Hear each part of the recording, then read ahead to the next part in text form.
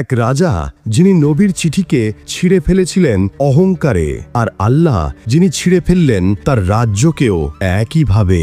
এই ঘটনাটি হিরাক্লিয়াসের কিছুদিন পরেই ঘটে।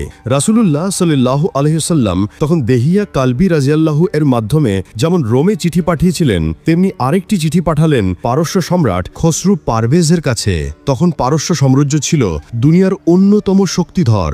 রোম আর পারস্য শতাব্দীর পর শতাব্দী ধরে একে অপরের প্রতিদ্বন্দ্বী। রোমানরা গর্ব করত ক্রুশবিদ্ধ রাজনীতিতে, আর পারসিকরা গর্ব করত আগুনের পূজা আর রাজশক্তিতে। তাদের রাজা খসরু পারভেজ ছিলেন অহংকারে অন্ধ, সম্পদে মত্ত, আর প্রজাদের চোখে ছিল প্রায় ঈশ্বরের মতো এক প্রতীক। একদিন তার দরবারে পৌঁছালো এক অচেনা চিঠি। প্রেরক মুহাম্মদ, আল্লাহর রাসূল সাল্লাল্লাহু আলাইহি ওয়াসাল্লাম, আরবের মক্কা নামে এক মরুভূমি নগরী থেকে।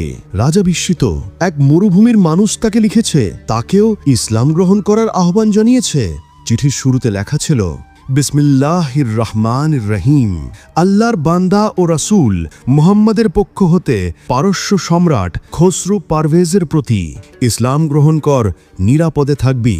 আল্লাহ তোমাকে দ্বিগুণ পুরস্কার দিবেন, আর যদি মুখ ফিরিয়ে নাও তবে তোমার প্রজাদের পাপ তোমার উপর বর্তাবে।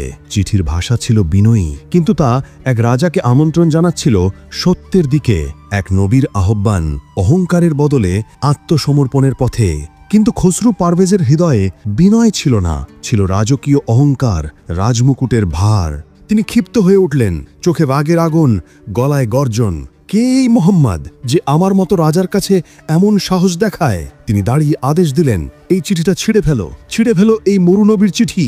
আর ঠিক সেই মুহূর্তে আকাশের অদৃশ্য রেকর্ডে লেখা হয়ে গেল, তুমি যেভাবে ছিঁড়ে ফেললে নবীর চিঠি, আমি তোমার রাজ্যকেও ছিঁড়ে ফেলব সেইভাবেই। একথা পরে রাসূলুল্লাহ সাল্লাল্লাহু আলাইহি ওয়াসাল্লামের কাছে পৌঁছালে তিনি শুধু বলেছিলেন, আল্লাহ যেন তার রাজ্য ঠিক তেমনভাবেই ছিন্ন ভিন্ন করে দেন।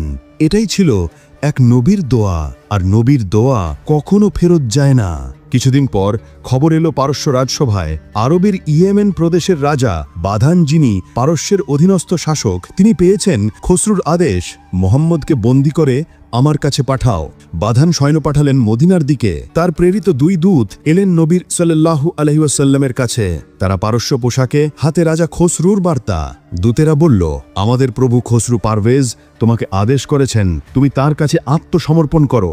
রাসূলুল্লাহ সাল্লাল্লাহু আলাইহি ওয়াসাল্লাম হাসলেন, চোখে শান্তি, মুখে আলোর দীপ্তি। তিনি বললেন, তোমরা ফিরে যাও তোমাদের প্রভুর কাছে। আজকের রাতেই তার পুত্র শিরোহে তাকে হত্যা করবে। দূতের হতবাক, কেউ জানে না, কেউ শোনে না এমন এক ভবিষ্যদ্বাণী। তারা ফিরে গেলেন ইয়েমেনে, বাধানের কাছে সব জানালেন। বাধান হতবুদ্ধি, কিভাবে এই খবর জানলো এক মরুভূমির নবী? কিছুদিন পরই পারস্য থেকে খবর এলো, খসরু পারভেজকে তার নিজের ছেলে শিরোহে হত্যা করেছে, ঠিক যেমন রাসূলুল্লাহ সাল্লাল্লাহু আলাইহি ওয়াসাল্লাম বলেছিলেন। তখন বাধান কেঁপে উঠলেন। তিনি বুঝলেন, এই মানুষ মিথ্যে নবী নন, তিনি আল্লাহর সত্য রাসূল। বাধান সঙ্গে সঙ্গে ইসলাম গ্রহণ করলেন। ইয়েমেনের বহু মানুষ তখন ইসলামে প্রবেশ করল। এক রাজা চিঠি ছিঁড়ে ফেলেছিল, আরেকজন রাজা সেই চিঠির সত্যতায় মাথা নত করেছিল, আর ইতিহাস দেখে নিয়েছিল এই দুই পরিণতির পার্থক্য। কিছু বছরের মধ্যেই খসরু পারভেজের বিশাল পারস্য সাম্রাজ্য রক্তে ভেসে গেল। তার একের পর এক প্রদেশ বিদ্রোহ করল, তার সৈন্যদল ধ্বংস হল, তার মুকুট মাটিতে পড়ে গেল। আর ঠিক তখন মদিনার নবী শান্ত চোখে তাকিয়েছিলেন দূর আকাশের দিকে। তিনি জানতেন যে অহংকার আল্লাহর সামনে মাথা নত করে না, তার পতন অবধারিত। বন্ধুরা, এই কাহিনী শুধু রাজাদের নয়, এ এক চিরন্তন সত্যের গল্প। কেউ নবীর আহ্বানকে শ্রদ্ধা করেছিল, তাই তার রাজ্য টিকে গিয়েছিল ইতিহাসে সম্মানের সাথে, আর কেউ সেই আহ্বানকে অপমান করেছিল, তাই হারিয়ে গেছে ধুলোর মধ্যে। ভাবুন তো, একজন রাজা যার মাথায় সোনার মুকুট, কিন্তু যার বুদ্ধিতে অন্ধকার, আর অপরজন এক মরুনবী যার মাথায় ছিল শুধু কাপড়ের পাগড়ি, কিন্তু যার কথাই ছিল আসমানের সত্য। আজও সেই চিঠির গল্প আমাদের মনে করিয়ে দেয় যে ইসলাম কোনো তলোয়ারের ধর্ম নয়, এটি আহ্বানের ধর্ম। একটি চিঠি, একটি বাণী, যা রাজা বাদশাদের অহংকার ভেদ করে পৌঁছে গিয়েছিল মানুষের হৃদয়ে। আল্লাহর রাসূল সাল্লাল্লাহু আলাইহি ওয়াসাল্লাম কখনো প্রতিশোধ যাননি, তিনি শুধু সত্য পৌঁছে দিয়েছিলেন। আর সত্যের শক্তি ইতিহাসকে পরিবর্তন করেছিল।